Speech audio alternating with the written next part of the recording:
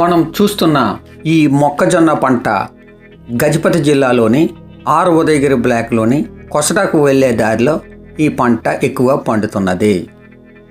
ఇదిగో ఇదే ఆ కొసడ వాటర్ఫాల్ ప్లేస్ చూశారు కదా.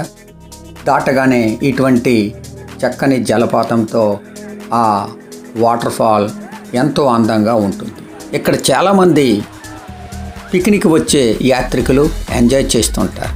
కానీ ముఖ్య గమనిక, ఎప్పటికీ ఈ రాతి మీద నీరు పారుతుండడం వల్ల ఇక్కడ ఈ రాయి చాలా జారుగా తయారై ఉంది.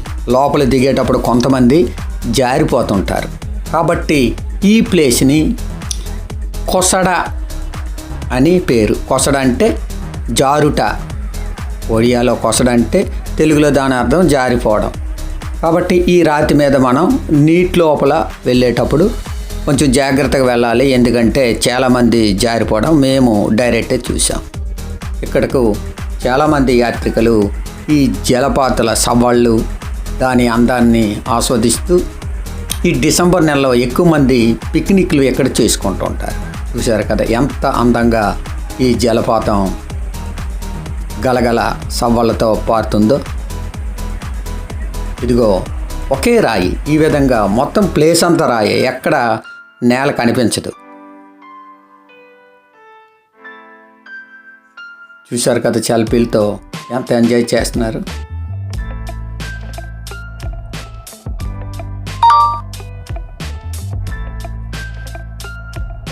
ఇక్కడ ఒక చిన్న వంతెనలా ఉంది కదా, ఆ వంతెన మీద నుంచే ఇటువైపు జలపాతానికి రావాలి. ఇదిగో ఇక్కడ చిన్న గుడి ఒకటి ఉంది. దీనికి వెళ్ళడానికి మెట్లు కొంత ఎత్తులో ఉంటుంది. అదిగో అదే ఆ గుడి రామాలయం. రండి దర్శించుకుందాం. జై శ్రీరామ్. ఇదిగో సీతారామ లక్ష్మణుల మూర్తులు చూశారు కదా.